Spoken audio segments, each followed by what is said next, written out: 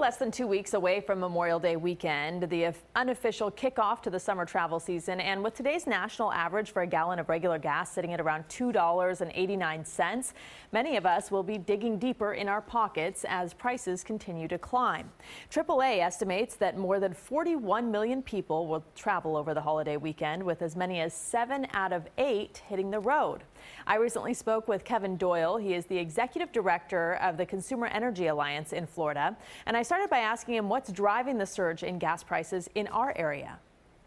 Demand is one thing that's important. I mean, Miami and the whole South Florida area, Fort Lauderdale, have so many visitors, there's so much business, so much trade, so the supply gets kind of taken a little more quickly. So it's one of the highest spots in the state of Florida. You know, like you said, the official national average is about 281, 282. In Miami, it's about 285. But yeah, there's definitely a lot of spots in the area that are around $3, even more than that right now. And can we expect it to keep going up? What should we be looking out for and kind of trying to take mitigating circumstances to prepare for? No, unfortunately, I think with the summer driving season coming up, you know, it looks like Memorial Day weekend, there's about 40 million folks will be on the road. So I think, unfortunately, for the coming months, you're going to see prices probably continue to creep up. You know, also too with all the incidents that are happening overseas, whether it's the recent announcements in Iran, you know, some of the, you know, the activity in the Middle East, and of course what happened in Venezuela. You know, there's a lot of pressures on world gas prices right now, and you're seeing the impact right here in the United States. And that's kind of the interesting part of this, is the factors that go into why, because we look at this trickle-down effect with even the Israeli and Palestinian situation, pulling out of the Iran deal, and as you mentioned, Venezuela, which we know a lot about here in South Florida. We talk about that a lot. So these are all kind of factors that we look at on the news. We see the headlines, but they're actually hitting our pocketbooks here locally. Most definitely. And the folks that can least afford the price increases, small businesses, families, folks on fixed incomes.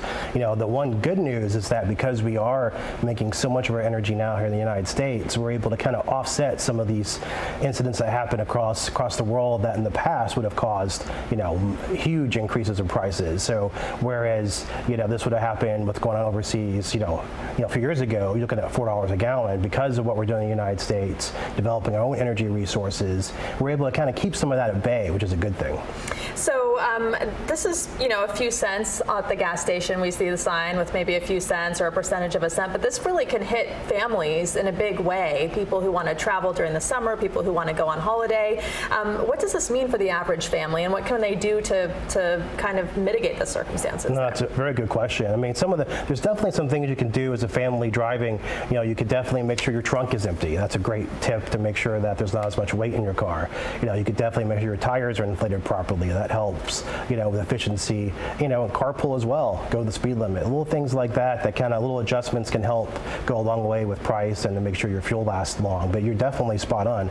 You know, small businesses, families, those are the ones that impact the most, and that's why it's so important that in the United States we do our best to create more of our energy, so that way we're not dependent on others and at the whims of what happens overseas. And some of these factors overseas we've been talking about, these are not short-term situations. These are things that presumably are going to be lasting years.